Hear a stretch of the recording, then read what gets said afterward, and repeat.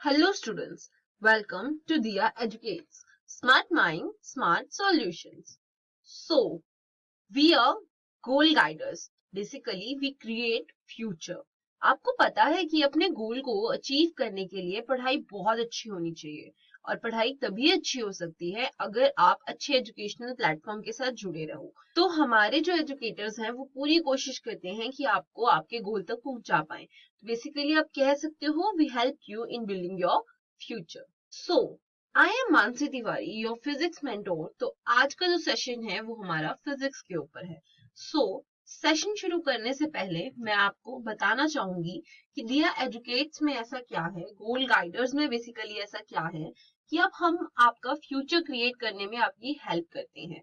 देखिए, पहले तो जितने भी एजुकेटर्स हैं दिया एजुकेट्स में वो बहुत क्वालिफाइड है, तो हमारी कोशिश रहती है कि हम ज्यादा से ज्यादा आपके साथ इंटरेक्ट करें। इसलिए हम डेली 2 सेशन रखते हैं पर एजुकेटर। और सबसे इम्पोर्टेंट बात, हमारी कोशिश रहती है कि हम कॉन्सेप्ट क्लियरेंस पे फोकस करें रेदर देन कि उसको रट्टाफिकेशन करो, राइट? तो हम क्या करते हैं, चैप्टर्स को सेग्रीगेट करते हैं कॉन्सेप्ट वाइज और उस पे बेस्ड हम बहुत से क्वेश्चंस प्रैक्टिस कराते हैं, आपको क्विज़ेस कराते हैं, क्वेश्चंस डिस्कस करते हैं, लाइव टेस्ट देते हैं। और सबसे इम्पोर्टेंट, आपको पता है जब हम पेपर करने जाते हैं तो हमें बिल्कुल अटेम्प्ट करने में बिल्कुल मुश्किल नहीं होती, क्योंकि हम ऑलरेडी पेपर के फॉर्मेट से फैमिलियर होते हैं। हम पूरे के पूरे टेस्ट सेशन कंडक्ट करेंगे according to the format of 2020 to 2021. Our top ranker Diya Kashyap, which is the main lead of the company, highly qualified, and उनके पास 18 years का टीचिंग एक्सपीरियंस है, प्लस सक्सेस सीडी की faculty रह चुके हैं, अन academy की faculty है, teaching Bharat की एक्स फैकल्टी रह चुकी हैं, एग्जाम फेयर की एक्स कंटेंट क्रिएटर है 11th और 12th क्लास की, आईविस की एक्स फैकल्टी रह चुके हैं। बेसिकली द प्रोफाइल ऑफ दिया कश्यप इज वेरी गुड। हमने ये किया है कि साइंस के साथ साथ और भी सब्जेक्ट्स की आपको नॉलेज दे पाए। सो बेसिकली हमारी टीम में है other than me Kajal ma'am, Shalu ma'am, Sadhana ma'am and Nishu ma'am. हमारी कोशिश है कि आप अपने गोल अचीव कर पाए। करना बस ये है कि टेलीग्राम ऐप डाउनलोड करने and fill the above link given there and then you will join directly to our group that is Diya Gem। And ये ग्रुप हमने बेसिकली अपने प्यारे बच्चों के लिए बनाया है। Diya Gem का मतलब है basically you are precious like gem to us। Let's start our lecture today. So we are starting with the class 9 science chapter 9 force and laws of motion, and we are starting with the topic Newton's second law of motion, Newton's third law of motion and law of conservation of momentum. And today we are doing the question session for this topics. हमने previous video में हमने इसकी theory lectures attend किए थे, that is कि what is Newton second law of motion, what is third law of motion and what is law of conservation of momentum. So Newton second law of motion students क्या था, that is force is directly proportional to rate of change of momentum. And the Newton's third law of motion was every action has equal and opposite reaction, कि अगर एक body दूसरी body पे एक action लगा रही है तो दूसरी जो सेकेंड बॉडी जिस पे एक्शन लग रहा है वो फर्स्ट बॉडी को equal and opposite reaction exert करेगी, उतनी ही फोर्स एक्सर्ट करेगी but in the opposite direction. And the last topic was laws of conservation as momentum, जिसमें हमने ये बोला था कि अगर कोई भी दो बॉडीज एक दूसरे पर कोई भी फोर्स एक्सर्ट करती हैं, सो बिफोर दैट जब वो फोर्स एक्सर्ट करी थी, आफ्टर दैट कोलिजन उन दोनों का मोमेंटम सेम रहेगा, मींस इनिशियल मोमेंटम दोनों ही कंजर्व रहेंगे, वो कभी भी डिस्ट्रॉय या क्रिएट नहीं करे जा सकते, वो हमेशा कंजर्व रहते हैं। दैट मींस कि हमारा जो मोमेंटम है वो through out the process conserve रहता है जब तक उस पर एक्सटर्नल फोर्स अप्लाई नहीं होती। अब हम इससे रिलेटेड कुछ क्वेश्चन सॉल्व करेंगे जहां से हम क्लियर हो जाएंगे कि हमें अगर इन टॉपिक से रिलेटेड क्वेश्चन आ जाते हैं तो हम उन्हें क्वेश्चन कैसे सॉल्व करेंगे, हम ये सारी चीजें इसमें कवर अप करेंगे। So let's start with the first question, that is a goalkeeper in a game of football pulls his hands backward after holding the ball short at the goal. This enables the goalkeeper to exert large force on the ball, increases the force exerted by the ball on hands, increases the rate of change of momentum or decrease the rate of change of momentum. So students basically question ये है, ये question exactly वैसा ही है जैसे हमने theory में एक example पढ़ा था, जहां पर हमने बोला था कि आपका जो गोलकीपर है, दैट इज हमने वहां पे क्रिकेटर का एग्जांपल पढ़ा था, पर यहाँ पर हम गोलकीपर का पढ़ रहे हैं कि फुटबॉल में जो गोलकीपर है वो अपने हाथों को पीछे की तरफ क्यों पुल करता है, वो बॉल को होल्ड करता है आफ्टर द शॉट। तो आपको बताना है वो क्यों ऐसा करता है, वो अपनी फोर्स बढ़ाना चाहता है, एक्सर्ट लार्ज फोर्स ताकि बॉल पे ज्यादा फोर्स लगा सके, या फिर फोर्स इंक्रीज करता है, that is increase the force exerted by the ball on hands, कि जो बॉल हैंड पे फोर्स लगा रही है वो उसको इंक्रीज कर रहा है, या वो rate of change of momentum बढ़ाना चाहता है या उसको डिक्रीज करना चाहता है। तो हमें बताना है कि क्या रीजन है कि गोलकीपर फुटबॉल को अपने हाथों के पीछे लेके जाता है, हाथों से बॉल को before after the shot of the goal. So basically students वो क्या करना चाहते हैं, हमने पढ़ा था कि अगर कोई भी पर्सन बॉल को कैच करके उसे पीछे ले जा रहा है, दैट मीन्स वो उसका टाइम जो है उसे इंक्रीज करना चाहता है, दैट मीन्स उसको मोमेंटम जो है, rate of change of momentum उसे डिक्रीज करना चाहता है। तो उससे क्या होता है स्टूडेंट्स, आपका फोर्स कम हो जाता है, आपको हर्ट कम होता है, तो दैट मीन्स वो डिक्रीज करना चाहता है rate of change of momentum. So the D part is the correct option. So here D part is the correct option. So basically the reason is कि वो अपना rate of change of momentum decrease करना चाहता है. So now move on to the next question.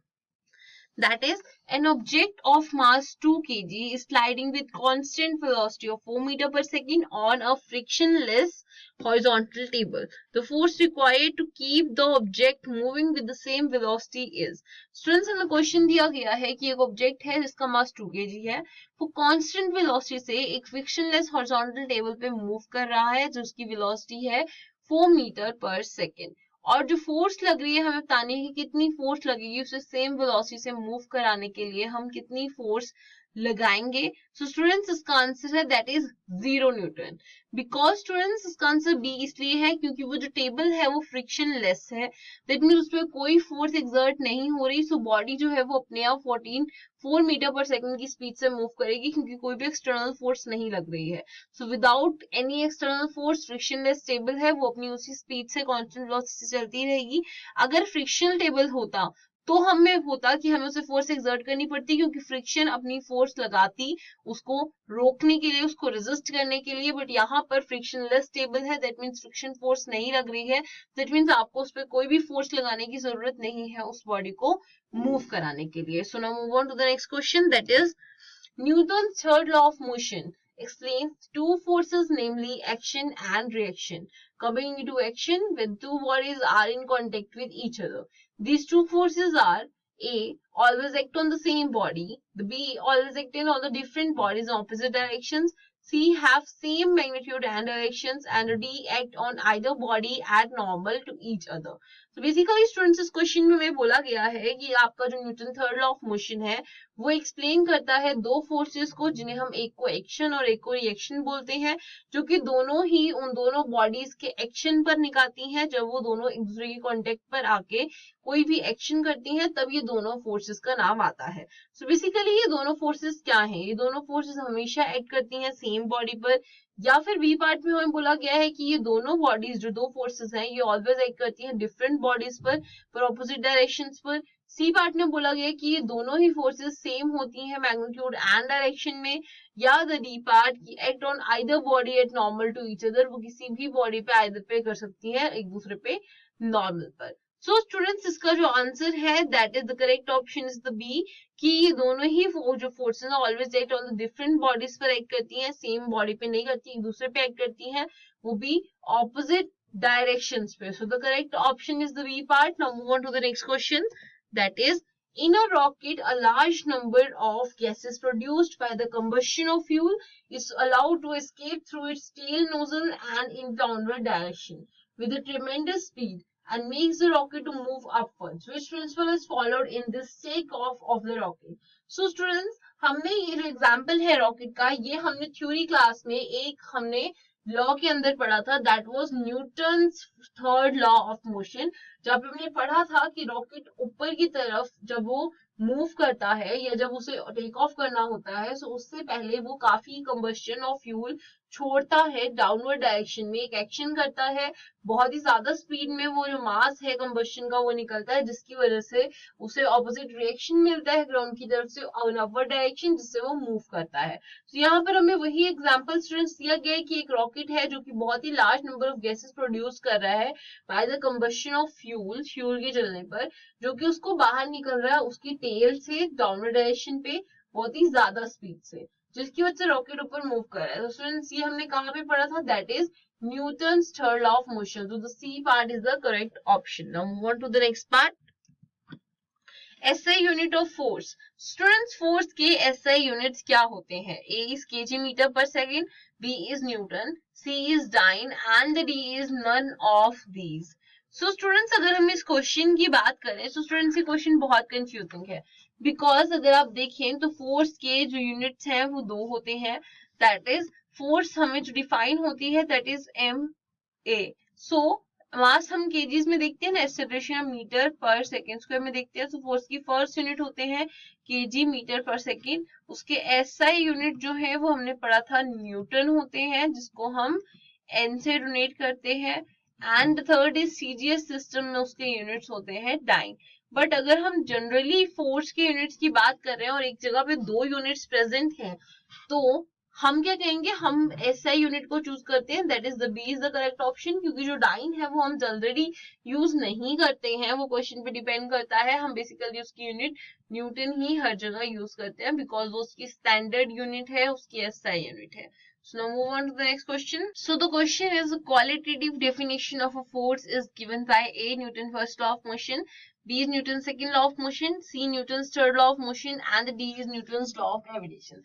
So students, हमने Newton law of gravitation तो अभी तक नहीं पढ़ा है, हमने Newton first law, second law and third law of motions पढ़े हैं। So हमारी कौन सी ऐसा लॉ था जो हमें डेफिनेशन दे रहा था फोर्स की, वो भी क्वालिटेटिव डेफिनेशन। सो स्टूडेंट्स, हमारा क्वालिटेटिव डेफिनेशन है वो हमारा फर्स्ट लॉ देता है, दैट इज सेकंड लॉ तो हमें उसका फॉर्मूला देता है, एंड थर्ड लॉ हमें every action has equal reaction बताता है। तो जो क्वालिटेटिव डेफिनेशन है फोर्स की, कि फोर्स एक स्ट्रेंथ है, जब एक्सटर्नल फील्ड अप्लाई होती है तो वो एक बॉडी की स्टेट को चेंज करती है, वो डेफिनेशन हमें फर्स्ट लॉ देता है, जो कहता है कि अगर कोई बॉडी रेस्ट पे है या फिर वो मोशन में है और यूनिफॉर्म स्पीड से मूव कर रही है, तो वो उसी स्पीड में मूव करती रहेगी अनलेस उस पर कोई एक्सटर्नल फील्ड अप्लाई नहीं होती। सो हमें जो क्वालिटेटिव डेफिनेशन है वो हमारा फर्स्ट लॉ ऑफ मोशन देता है, that is Newton's first law of motion. So now move on to the next question, that is the speed of a car weighing 1500 kgs increases from 36 km per hour to 72 km per hour uniformly. What will be the change in momentum of the car? So students, हमें जो question दिया गया है वहां पे हमें एक speed की कार दी गई है, जिसका हमें बोला गया है कि उसका जो वेट है दैट इज 1500 kgs और जो उसकी स्पीड है वो 36 किलोमीटर पर आवर से 72 किलोमीटर पर आवर पर चेंज हुई है। सो हमें बताना है कि उसका चेंज इन मोमेंटम क्या होगा। सो स्टूडेंट्स, अगर हम इस क्वेश्चन में बात करें तो चेंज इन मोमेंटम का फर्स्ट फॉर्मूला क्या होता है, change in momentum is equals to mv, that is जो उसका फाइनल मोमेंटम है minus initial momentum. So students, अगर हम फाइनल मोमेंटम की बात करें सो हमें वहां पे मास और वेलोसिटी चाहिए। सो जो मास हमें दिया गया है वो हमें 1500 kg दिया गया है, आपकी जो इनिशियल वेलोसिटी दी गई है वो आपको 36 किलोमीटर पर आवर दी गई है और फाइनल वेलोसिटी आपको 72 किलोमीटर पर आवर दी गई है। अगर आप 36 किलोमीटर को मीटर पर सेकंड में चेंज करेंगे तो क्या आएगा स्टूडेंट्स, 36 किलोमीटर को मीटर पर सेकंड में चेंज करना है, that is 36 multiplied by 5 by 18। So यहाँ से आपका आंसर क्या आएगा, answer is 10 metre per second. और जब आप 72 किलोमीटर पर आवर को चेंज करेंगे in this unit, then you will get, then it is 20 metre per second. So यहाँ से आपका चेंज इन मोमेंटम क्या आ गया, that is 1500 in bracket 20 minus 10। यहाँ से आंसर क्या आ गया, that is 1500 multiply by 10, that is 15,000 kg metre per second. तो ये आ गया स्टूडेंट्स आपका change in momentum, that is 15,000 kg metre per second. So the answer is The B part is the correct option, that is 15,000 kg meter per second. Now move on to the next question, that is velocity versus time graph of a ball of mass 50 grams rolling on a concrete floor is shown in the figure below. What will be the frictional force of the flow on the ball? So students इस question में जो हमें given है, यहाँ पे एक velocity time graph दिया हुआ है जिसमें हमें बोला गया है कि आपको मास जो है बॉल का 50 ग्राम्स है जो कि रोल कर रहा है कंक्रीट फ्लोर पे, जो कि आपको फिगर में दिया हुआ है. फ्लोर पे मूव करते करते उसकी वेलोसिटी हर पॉइंट पर चेंज हो रही है. What will be the frictional force on the floor on the ball, कि जो फ्रिक्शनल फोर्स लग रही है बॉल पर वो क्या लग रही होगी. सो स्टूडेंट्स फोर्स निकालने के लिए first we have to find out the acceleration. तो इस पर्टिकुलर स्लोप के लिए अगर आप एक्सेलरेशन फाइंड आउट करेंगे, सो जो आपको स्लोप होता है that is slope of velocity time graph, वो आपको एक्सेलरेशन प्रोवाइड करता है. सो बेसिकली यहाँ पे एक्सेलरेशन किसकी आएगी, velocity of the slope of graph. तो यहाँ पे जो स्लोप है वाई एक्सिस पे कितने पे है, 80 पे, that is 80 metre per second, and जो टाइम है वो है 8 सेकेंड्स. सो यहाँ से जो आपका एक्सेलरेशन आ गई that is 10 metre per second. So जो फ्रिक्शनल फोर्स लग रही होगी वो क्या लगेगी, frictional force is equals to mass multiply by acceleration. So it is 50 multiply by 10, that is 500. That is हमने यहाँ पर स्टूडेंट्स आप ये देखिए ध्यान से, आप एक चीज नोटिस करेंगे कि हमने यहाँ पर एक चीज गलत करी है. यहाँ पर हमें जो हमारा मास था दैट इज 50 ग्राम्स दिया हुआ था.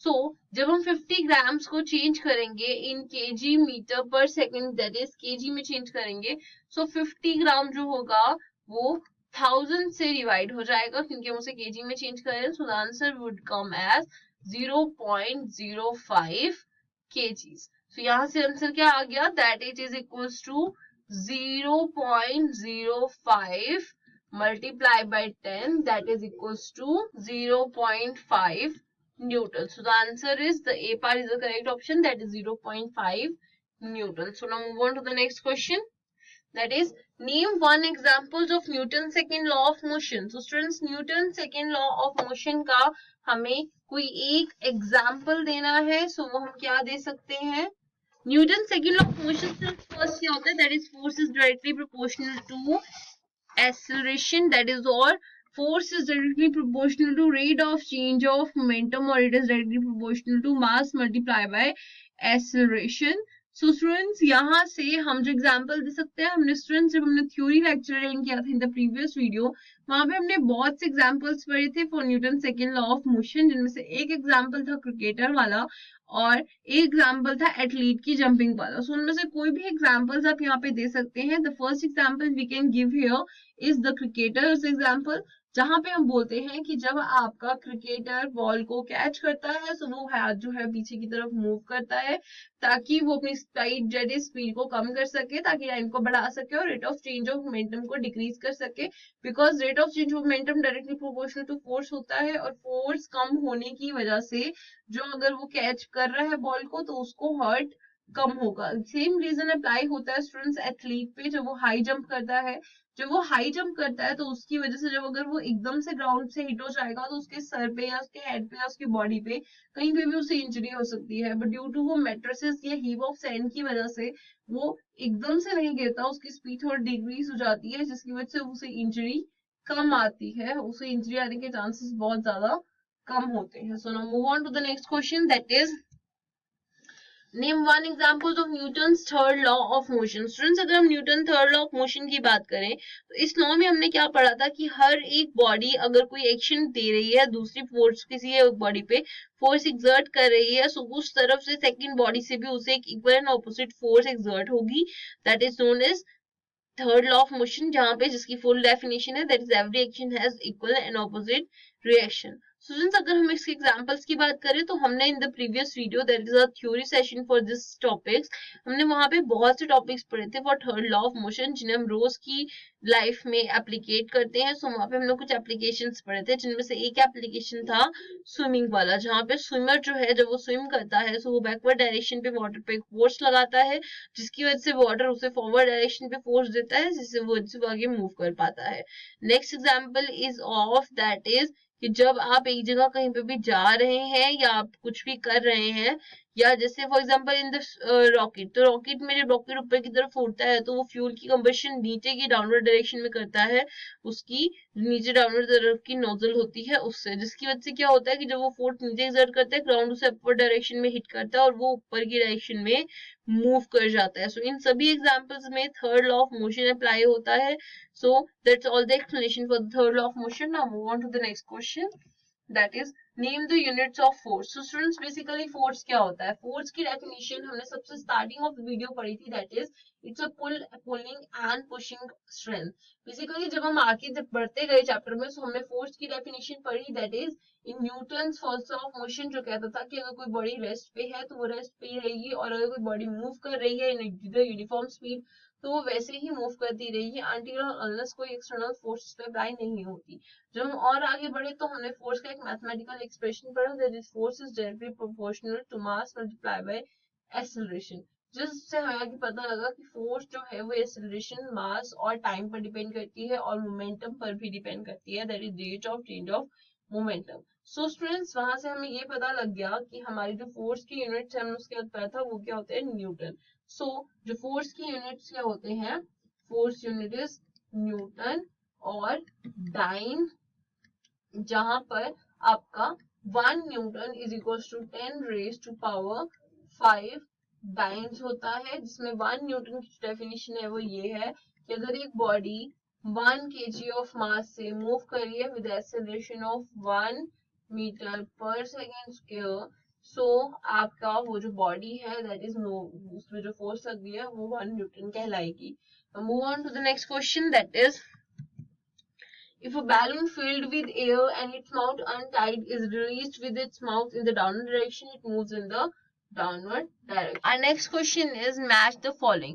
Students, यहाँ पे हमें force, momentum और inertia and third law of motion हमें first column में दिया and second column में हमें action and reaction, mass of an object, cm x acceleration, that is mass multiplied by acceleration, and d is mass multiplied by velocity. तो मैंने match the following करनी है। Students force क्या होता है, force इनमें से किससे रिलेटेड है, force is related to mass multiply by acceleration, that is c। So यहाँ पे फर्स्ट का आंसर क्या आएगा आपका c। नाउ हम सेकंड पे चलते हैं। सेकंड में हमें मोमेंटम दिया, सो मोमेंटम क्या होता है, मास मल्टीप्लाई बाय वेलोसिटी, सो इसका आंसर क्या आ गया, d part. Now move on to the third part, that is inertia. So what is inertia? Inertia is mass of an object because it depends on the mass of object. So the answer is B. Now the last part, that is force, the third law of motion. So the third law of motion says action and reaction. So the correct option is A. Now move on to the next question, that is Akhtar, Kiran and Rahul were riding in a motorcycle that was moving with a high velocity on an expressway when dog hits the windshield. Kiran suggested that the dog suffered a greater change in momentum compared to the change in momentum of the motor car because the change in velocity of the dog was much more than the rate of the motor car. So, she said that Akhtar said since the motor car was moving with larger velocity, it exerted a large amount of force on the dog. And as a result, a dog died. Rahul, while putting an entirely new explanation, said that both the motor car and the dog experienced the same force and a change in their momentum. So, commenting the statement. Basically students इस question में ये है कि कुछ friends एक car drive पे जा रहे थे, एक एक्सप्रेसवे में उनके सामने एक डॉग आ जाता है जिसे वो हिट कर देते हैं। सो सबकी अपनी सजेशंस हैं, जहाँ पे किरण कहती है कि उसका जो मोमेंटम है वो सडनली चेंज हुआ है जिसकी वजह से वो बेहोश हो गया है, जहाँ पे अख्तर अपनी राय दे रहा है कि जो मोटर कार है उसका बहुत लार्ज वेलोसिटी थी, उसने बहुत ज्यादा फोर्स एक्सर्ट किया डॉग पे एंड एज रिजल्ट वो मर गया। और राहुल का बिल्कुल ही एक न्यू एक्सप्लेनेशन है कि दोनों का ही जो फोर्स लग रही है और जो चेंज इन मोमेंटम है वो दोनों का ही सेम है, दैट इज कार का और डॉग का।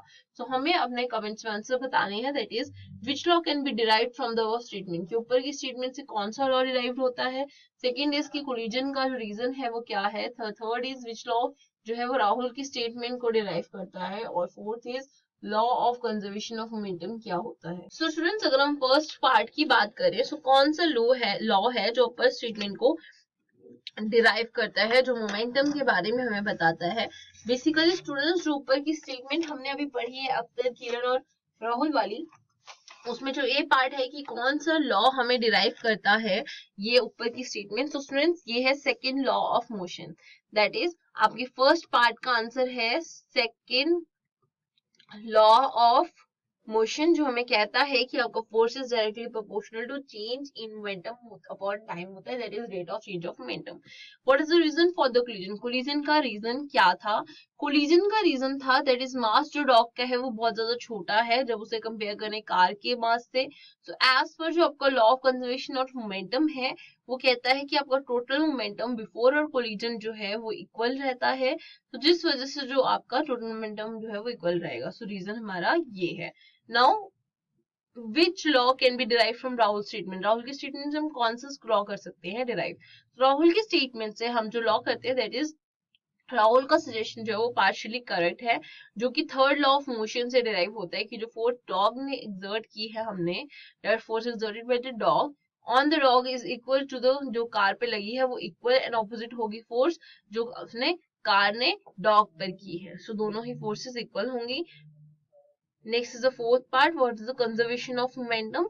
So basically student, conservation of momentum क्या होता है? Law of momentum conservation हमें ये कहता है कि for a collision, अगर दो bodies object 1 और object 2 के बीच में कोई collision हो रहा है और वो भी एक isolated system में जहाँ पे बाहर से कोई force या कुछ भी नहीं लग रहा है, तो total momentum है before the collision और after the collision force equal होगा, same होगा और conserved होगा. So now move on to the next question. There is a cricket match is being played on a ground by the two teams. One of the teams starts batting and the batsman hits a cricket ball when then rolls on a level ground. After covering a short distance, the ball comes to rest.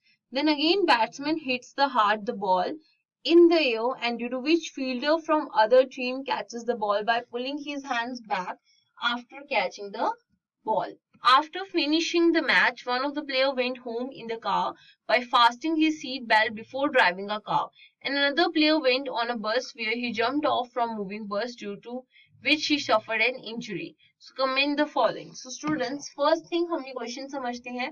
हमें question में बोला गया है कि एक cricket match खेला जा रहा था एक ग्राउंड पे दो टीम्स के बीच में, जिसमें से एक टीम जो थी उसने बैटिंग स्टार्ट करी और जो बैटमैन है उसने क्रिकेट बॉल को हिट किया विच रोल करती हुई जो लेवल ग्राउंड पे गई है। आफ्टर शॉर्ट डिस्टेंस कवर करने के बाद बॉल जो है वो रेस्ट पे आ जाती है।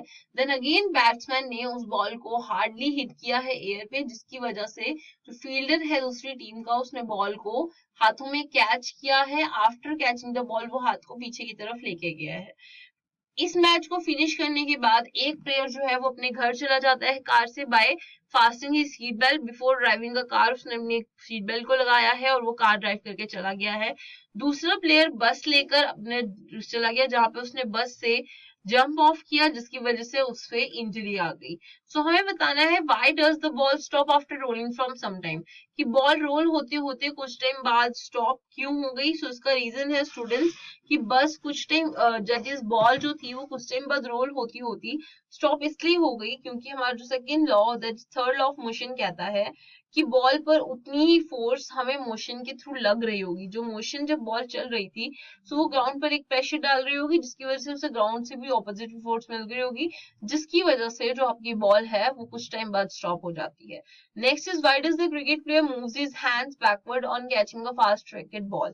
क्यों जो क्रिकेट प्लेयर है वो अपना हाथ पीछे की तरफ ले जाता है? सो स्टूडेंट्स ये हमारा जो चीज है वो आपका सेकेंड लॉ ऑफ मोशन जो है वो इस चीज को एक्सप्लेन करता है, क्योंकि हमने एग्जाम्पल पढ़ा है कि क्रिकेटर जो है वो अपने हाथ को पीछे लेके जाता है ताकि वो टाइम को इंक्रीज कर सके और rate of change of momentum को डिक्रीज कर सके ताकि फोर्स कम हो जाए और उससे इंजरी कम हो। What is the use of seat belt in car? Seat belt का यूज क्या होता है कार में? स्टूडेंट्स अगर कोई कार रुकती है इमरजेंसी ब्रेकिंग की वजह से तो प्लेयर आगे की तरफ वो गिरता है, वो ना हो इसलिए स्टीयरिंग व्हील या फिर विंड स्क्रीन होती है उनपे वो इंजर ना हो इस वजह से सीट बेल्ट लगी होती है ताकि वो आगे की तरफ से मूव ना हो। Next is the fourth part, that is why player suffer an injury during jumping of the bus. वो क्यों एक इंजरी फील करते हैं? बिकॉज जो प्लेयर जो है इंजरी इसलिए फील करता है बिकॉज जो अपर पोर्शन है वो उसका मोशन में रहना चाहता है ड्यू टू इनर्शिया की वजह से। इवन जब वो ग्राउंड पे गिर जाता है उसकी वजह से जो उसका लोअर पोर्शन है वो रेस्ट पे आ जाता है, बट वो गिर इसलिए जाता है क्योंकि उसका अपर बॉडी जो है वो मोशन में रहना चाहती है जिसकी वजह से वो इंजर्ड हो जाता है और काफी इंजरी से उसे सफर करना पड़ता है। So now move on to the next question, that is assertion reasoning. So the assertion given is the slope of momentum versus time curve gives us the acceleration, and the reason is acceleration is given by the rate of change of momentum. So students यहाँ से हमें पता लगता है कि यहाँ पे जो आपको assertion दिया गया और जो आपको रीजन दिया गया है दोनों ही गलत है, क्योंकि एक्सेलरेशन जो है वो rate of change of momentum से नहीं आता और ना ही स्लोप हमारे मोमेंटम वर्सेस टाइम ग्राफ का एक्सेलरेशन देता है. तो यहाँ पर जो आपकी assertion है वो भी फॉल्स है, that is assertion is false. And जो आपको रीजन दिया है वो भी फॉल्स दिया हुआ है, because slope momentum time graph का आपको rate of change of momentum देता है which equal to slope of momentum time graph, और जो आपको slope of momentum time graph है वो इक्वल टू फोर्स नहीं होता, वो equal to that is acceleration नहीं होता, वो इक्वल टू force होता है. So now move on to the next question, that is assertion is aeroplane always fly at low altitudes, and reason is according to Newton's law of motion for every action there is an equal and opposite reaction. Students हमें जो suggestion दिया वो ये कि aeroplane हमेशा लो altitude पे fly करते हैं. अकॉर्डिंग टू हमें रीजन जो दिया है वो ये क्योंकि थर्ड लॉ ऑफ मोशन की वजह से. सो बेसिकली स्टूडेंट्स जो यहाँ पे एजर्शन और रीजन है दोनों ही ट्रू है, मींस आपकी एजर्शन भी ट्रू है, दैट इज यहाँ से आपका एजर्शन भी ट्रू है और यहाँ से आपका उसका रीजन भी ट्रू है. और दोनों की जो एक्सप्लेनेशन है कि जो आपका रीजन दिया हुआ है करेक्ट एक्सप्लेनेशन है एजर्शन की, बिकॉज जो आपके विंग्स है एरोप्लेन के वो पुश करते हैं एक्सटर्नल एयर को बैकवर्ड डायरेक्शन में, एंड जो एरोप्लेन है वो फॉरवर्ड डायरेक्शन में मूव होता है क्योंकि वो एयर से जो से रिएक्शन मिल रहा है उसकी वजह से. तो लो एल्टीट्यूड्स पे जो डेंसिटी एयर की होती है वो बहुत ज्यादा हाई होती है और एरोप्लेन जो है उसे सफिशिएंट फोर्स मिल जाती है, फोर्स जो है मूव करने के लिए in the forward direction. So now move on to the next question, that is Newton's second law of motion gives the measurement of force, and the reason is according to Newton's second law of motion, force is directly proportional to the rate of change of momentum. So students, this is the correct option. That is, यहाँ पे जो हमें assertion दिया हुआ है वो भी बिल्कुल सही है, that it is true, and जो हमें reason दिया है वो भी बिल्कुल सही है. So students, ये true है क्योंकि जो हमारा Newton second law of motion है वो हमें मेजरमेंट देता है फोर्स की, that is equals F equals to ma और rate of change of momentum. और अब ये हमारा according to second law of motion है क्योंकि फोर्स जो है वो according to second law of motion ये है कि force is directly proportional to the rate of change of momentum और mass multiply by acceleration. After calculating rate of change of momentum we got mass multiplied by acceleration. So that's the correct explanation for the assertion. Now move on to the next question, that is if the net external force on the body is zero, then its acceleration is zero, and the reason is acceleration does not depend on force. So students, basically यहाँ पे जो हमें assertion दिया हुआ है वो true है, but जो reason हमें यहाँ पे दिया हुआ है वो false है, because according to Newton's second law of motion जो acceleration है वो equals to force upon mass होता है, that is if net external force on the body. Now move on to the next question, that is a hammer of mass 300 grams moving at 40 meter per second strikes a nail. The nail stops the hammer in very short time of 0.02 seconds. The force of the nail on the hammer is. So basically students, इस question में आपको एक hammer दिया गया है जिसका मास है 300 ग्राम, जो मूव करता है 40 मीटर पर सेकंड की स्पीड से नेल पर स्ट्राइक करने के लिए. नेल पर जाने के बाद हैमर कुछ टाइम के लिए शॉर्ट ऑफ पीरियड के लिए 0.02 सेकंड्स के लिए स्टॉप हो जाता है. बताइए नेल पर क्या फोर्स लगी होगी. सो स्टूडेंट्स, यहाँ पर जो आपको मास गिवन है that is equals to 300 grams, that will be equals to 0.3 kgs. That means यहाँ पे आपको जो v दी हुई है क्योंकि वो उसकी फाइनल वेलोसिटी 0 हो रही है, सो v is 0 metre per second. And जो आपका u है, so यहाँ से स्टूडेंट्स जो आपका u हो जाता है, u is equals to 40 metre per second. और जो आपको टाइम लग रहा है that is equals to 0.02 seconds. So यहाँ से जो आपकी फोर्स हो जाएगी वो equals to rate of change of momentum हो जाएगी. So F is equals to m v minus q upon t. तो यहाँ से आपका मास क्या आ गया 0.3 multiply by v minus q, that is 40 minus 0, that is v minus u divided upon t, that is 0.02.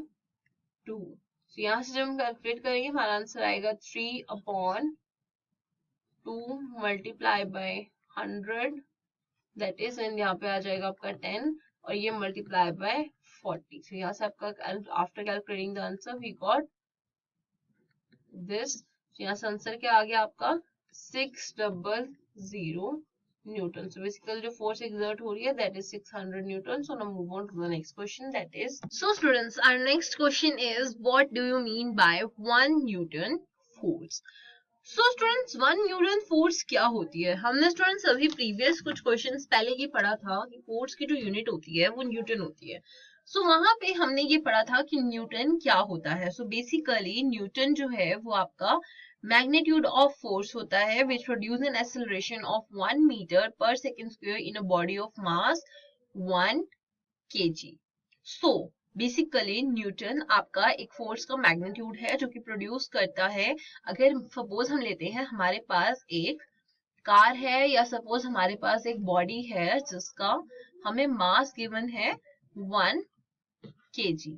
So students 1 kg मास में जब ये व्हीकल एक 1 मीटर पर सेकेंड स्क्वायर की एक्सेलरेशन से मूव कर रहा है तब हम ये कहते हैं कि जो इस पे फोर्स अप्लाई हो रही है वो 1 न्यूटन फोर्स है. So that I think it's clear now that what is 1 Newton force. Now move on to the next question, that is define conservation of momentum. So what is conservation of momentum? So basically students conservation of momentum का मतलब है कि अगर आपके दो objects move कर रहे हैं मींस आपके B की वेलोसिटी सपोज u2 है एंड आपके A पार्टिकल की वेलोसिटी u1 है और आपके u1 की वेलोसिटी u2 से ज्यादा है. सो सपोज एक पॉइंट पे आके आपका जो A पार्टिकल है वो B से कोलाइड कर जाएगा. ये दोनों कोलिजन कर जाते हैं एक दूसरे के साथ और आफ्टर द कोलिजन एक दूसरे पे एक फोर्स एक्सर्ट करते हैं जिसके बाद ये दोनों अलग हो जाते हैं A और B.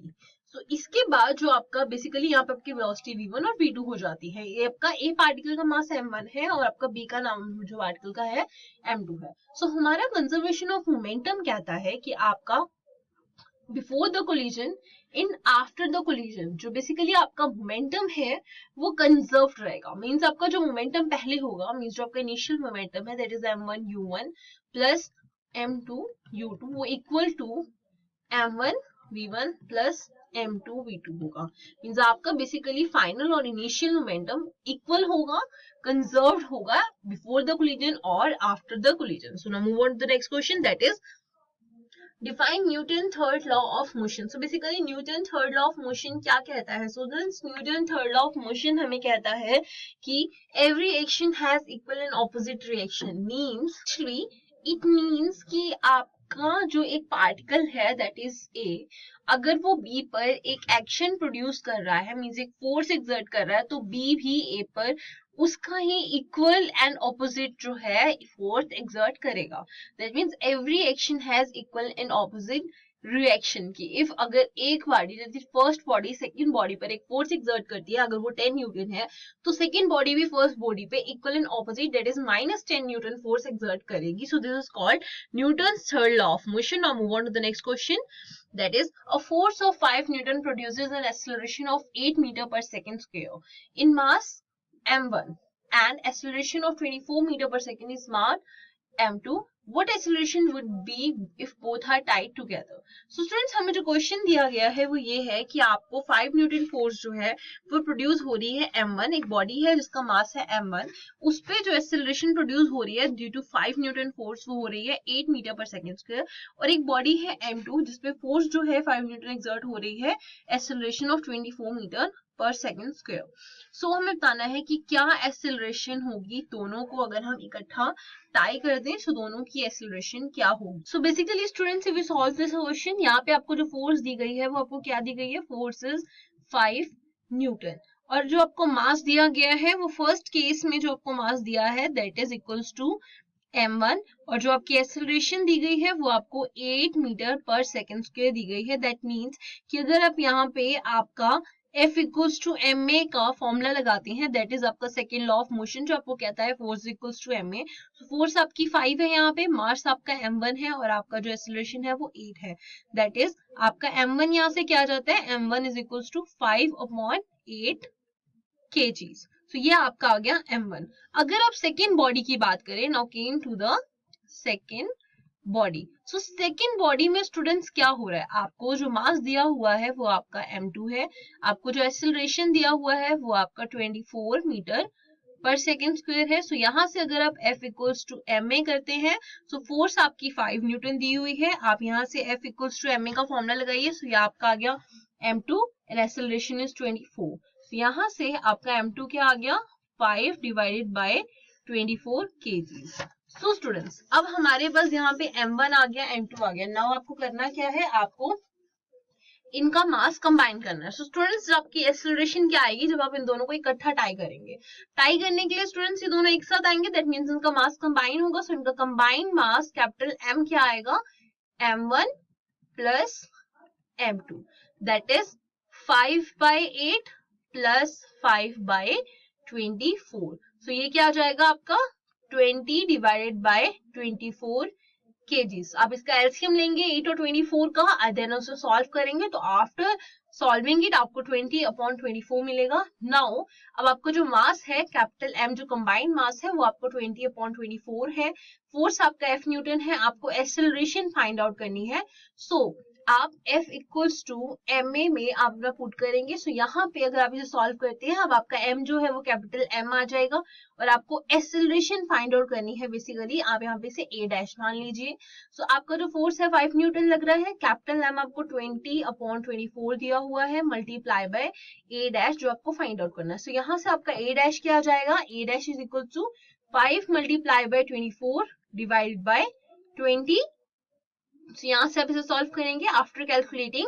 सो आपका क्या आएगा 6 metre per second square. So basically students जब आप इन दोनों को कंबाइन कर देंगे तो आपकी एक्सेलरेशन क्या आ रही है 6 मीटर पर सेकेंड स्क्वायर आपकी एक्सेलरेशन आएगी। So now move on to the next question. Two similar trucks are moving with the same velocity on a road, one of them is loaded while the other one is empty, which of the two will acquire a larger force to stop it।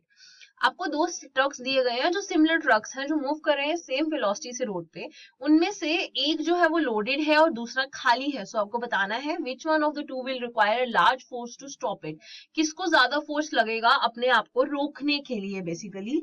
So students इस question में हम देखेंगे कि आपको जो दोनों ही truck है वो बोले गए हैं कि एक जो आपका लोडेड है खाली है, तो ऑब्वियस सी बात है स्टूडेंट्स की जो लोडेड ट्रक का मास है वो ज्यादा होगा।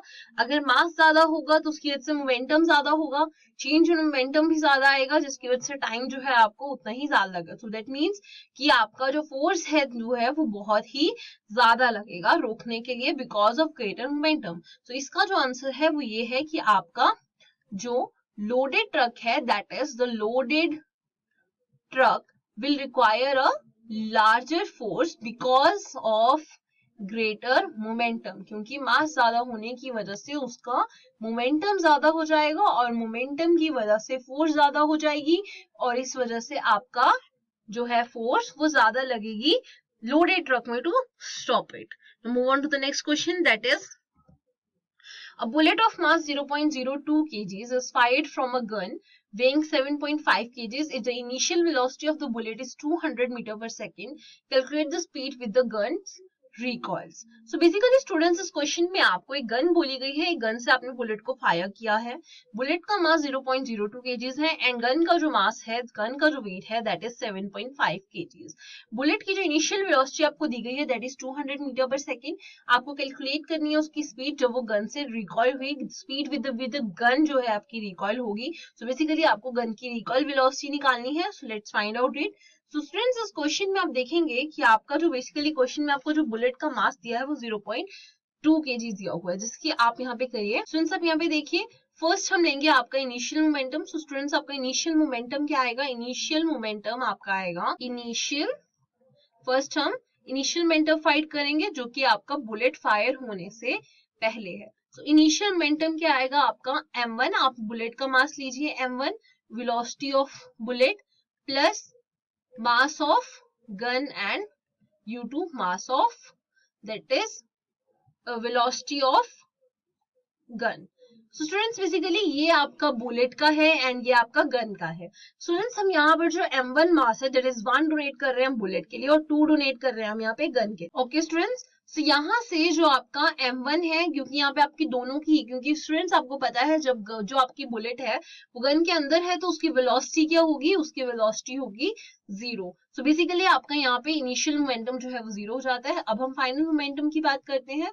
सो जब हम फाइनल मोमेंटम की बात करेंगे, यहाँ पर जो हमारा मास है दैट इज फर्स्ट मास जो गन का है वो है 0.02। उसकी जो वेलोसिटी दी है वो हमें 200 दी है, प्लस हमें जो मास हमें दिया हुआ है गन का वो हमें 7.5 दिया, और हमारी जो हम वेलोसिटी ले रहे हैं मान लीजिए वो v है फाइनल मोमेंटम में, जो आपकी रिकॉइल वेलोसिटी है। सो यहाँ से आपका जो फाइनल मोमेंटम है वो ये आ जाता है। सो हमें पता है due to conservation of linear momentum, आपको पता है कैसे कहते हैं कि आपका जो फाइनल मोमेंटम होता है वो इनिशियल मोमेंटम के इक्वल होता है। आपका इनिशियल मोमेंटम 0 है और फाइनल मोमेंटम हमने निकाला 0.02 मल्टीप्लाई बाय 200 प्लस 7.5 v है। सो यहाँ से आपका v क्या आ जाएगा, v is equal to minus 0.53 metre per second आ जाएगा स्टूडेंट्स आपका। तो ये स्टूडेंट्स आपकी रिकॉइल वेलोसिटी होगी गन की, जो उसको आफ्टर द फायरिंग मिलेगी। So now move on to the next question. A stone of mass 1 kg is thrown with a velocity of 20 meter per second across the frozen surface of a lake and comes to rest after traveling a distance of 50 meter. What is the force of friction between the stone and the ice? Basically students, आपने देखा होगा lake में ठंडियों में बर्फ जम जाती है। तो उस जो फ्रोजन लेक है उसके सरफेस पे हमने एक स्टोन को फेंका है जिसका मास है 1 kg और उसकी स्पीड जो हमने उसे दी है that is 20 metre per second. उससे वो जाके लेक से टकराता है एंड आफ्टर वो कुछ देर बाद ट्रैवल करता है 50 मीटर का डिस्टेंस उस जो आपका फ्रोजन स्टोन है सरफेस है, और उसके बाद वो रेस्ट पे आ जाता है। सो आपको बताना है कि फोर्स ऑफ फ्रिक्शन क्या लगी होगी स्टोन और आइस के बीच में। सो स्टूडेंट्स इस क्वेश्चन में आप देखेंगे कि आपको जो दिया गया है दैट इज आपका जो मास है स्टोन का वो क्या दिया हुआ है 1 kg एंड जो आपको वेलोसिटी दी है वो आपको दी हुई है u is equal to 20 metre per second. Acceleration students आपको नहीं पता, वो आपको निकालनी पड़ेगी। आपको जो v है वो आपको 0 दिया है क्योंकि वो रेस्ट पे है, तो ऑब्वियस सी बात है वो 0 होगा स्टूडेंट्स। कोई भी चीज रेस्ट पे आ रही है दैट मींस उसकी वेलोसिटी नहीं है, दैट मींस v 0 है। तो हम यहाँ से आपको जो आपका डिस्टेंस दिया हुआ है वो भी आपको पता है 50 मीटर्स। तो स्टूडेंट्स यहाँ से हम एक्सेलरेशन फाइंड आउट कर सकते हैं by the third equation of motion that is v square is equal to u square plus 2as। तो यहाँ से आपका एक्सेलरेशन क्या आ जाएगा, acceleration is equal to v square minus u square is equal to 2s।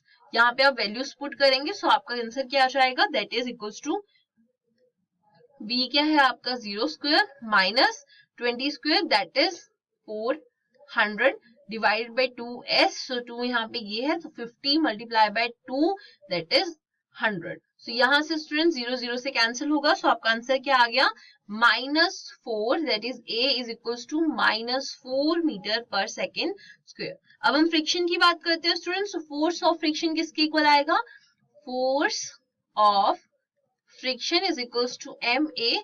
So students यहाँ पे मास क्या दिया हुआ है आपको 1 kg और आपका एक्सेलरेशन क्या दी है 4 दैट इज -4 आपको दी हुई है। सो यहाँ से आपका क्या आ गया, force is equal to -4 newton. Minus इसलिए students force of friction opposite direction में एक्ट करती है स्टूडेंट्स, क्योंकि आपकी रिटार्डेशन हो रही है। तो अगर आपके फॉरवर्ड डायरेक्शन में तो आपकी जो फ्रिक्शनल फोर्स लगेगी वो आपको ऑपोजिट डायरेक्शन में लगेगी। दैट मीन्स कि अगर आपका स्टोन इस डायरेक्शन में फॉरवर्ड डायरेक्शन में मूव कर रहा है तो 50 मीटर का डिस्टेंस जो आपकी फ्रिक्शनल फोर्स है वो ऑपोजिट डायरेक्शन से लगेगी, कि वो उसको रोकने की कोशिश कर रही है force of friction. So that means वो -4 न्यूटन लगेगी। So now move on to the next question. To take the boat away from the bank of a river the boatman pushes the bank with an oar and give the reason for this. So students basically boat को आगे बढ़ाने के लिए या किनारे पर लाने के लिए या अपने किनारे से दूर ले जाने के लिए, बेसिकली बोट को चलाने के लिए बोटमैन हमेशा जो अपने ओर्स होते हैं, जो उसने हाथ में चापू बेसिकली पकड़े होते हैं, उन्हें पीछे की तरफ पुश करता है ताकि बोट आगे जाए। तो उसका रीजन क्या है, जब मैन बिकॉज वो इसलिए करता है students when the boatman exert a force of action, वो बैंक की तरफ एक एक्शन लगाता है बेसिकली अपने ओर से अपने चापू से, ताकि वो पानी को पीछे की तरफ करे, जिसकी वजह से पानी या जो बैंक है वो उस पर इक्वल एंड ऑपोजिट फोर्स लगाता है, रिएक्शन लगाता है बोट की तरफ, ताकि बोट आगे की तरफ मूव हो। सो बेसिकली इसमें ये होता है स्टूडेंट्स कि ये आपकी बोट है, आपको जो पर्सन है वो उसे पीछे की तरफ आपका ये पर्सन है स्टूडेंट्स यहाँ पे बैठा हुआ, ये अपने चापू को बेसिकली पीछे की डायरेक्शन में लाएगा तो पानी से आगे की तरफ फोर्स देता है, जिसकी वजह से ये आगे फॉरवर्ड डायरेक्शन में मूव करता है। So that's was the reason हमारा थर्ड लॉ ऑफ मोशन हमें ये कहता है, तो उसकी वजह से हमारा जो बोट है वो आगे की तरफ मूव होती है, और यही रीजन यहाँ पे अप्लाई होता है। So now move on to the next question, that is a boy of mass 60 kg running at 3 meters per second jumps onto a trolley of mass 140 kg moving with a velocity of 1.5 meters per second in the same direction. Find their common velocity. एक boy है जिसका मास है 60 kg जो run कर रहा है 3 metre per second की speed से। उसने जंप किया एक ट्रॉली पे जिसका मास है 140 kg जो मूव कर रही थी 1.5 मीटर पर सेकंड की स्पीड से, वो भी सेम डायरेक्शन पे। तो हमें बताना है कि आपकी कॉमन वेलोसिटी दोनों की क्या होगी। सो बेसिकली स्टूडेंट्स अगर आप इस क्वेश्चन में देखेंगे, सो जंप करने से पहले उन दोनों में अगर हम देखें तो उनका इनिशियल मोमेंटम क्या आएगा, initial momentum is equals to that is initial momentum. So वहां इनिशियल मोमेंटम क्या है स्टूडेंट, बॉय का मास क्या है आपका m1, उसकी velocity u1 plus m2 means आपका ट्रॉली का मास प्लस ट्रॉली की वेलोसिटी। तो ये किसके इक्वल आएगी स्टूडेंट्स, आपकी m1 आपको 60 दिया हुआ है मल्टीप्लाई बाय 3 प्लस m2 जो आपको 140 दिया हुआ है multiply by 1.5। So students basically इसको आप सॉल्व करेंगे, सो आपका आंसर ये क्या आएगा, that is 60 multiply by 3 is 180। So basically यहां से आपका आंसर आएगा 180 प्लस 140 मल्टीप्लाई बाय 1.5। सो यहां से आपका क्या आ जाएगा स्टूडेंट्स, ये आ गया आपका 210।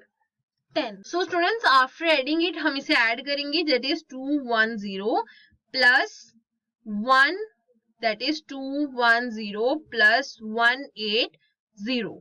So आपका आंसर जो आएगा that is 390 kg, that is initial momentum is kg meter per second। ये आ गया आपका इनिशियल मोमेंटम। अब हम फाइनल मोमेंटम की बात करते हैं स्टूडेंट्स। तो फाइनल मोमेंटम में क्या होगा स्टूडेंट्स कि आप दोनों की अब दोनों कॉमन हो गए। सो अब क्या होगा, फाइनल मोमेंटम दोनों की सेम हो जाएगी क्योंकि वो दोनों ही एक बॉडी पर आ गए हैं। सो उन दोनों की जो आपकी वेलोसिटी है वो सेम हो जाएगी दोनों की। तो अब क्या होगा, दोनों एक साथ मूव करेंगे। सो दोनों का जो मास है वो सेम हो गया, that is m1 plus m2 multiply by दोनों की कॉमन वेलोसिटी जो कि हम कैपिटल डी से डोनेट कर रहे हैं।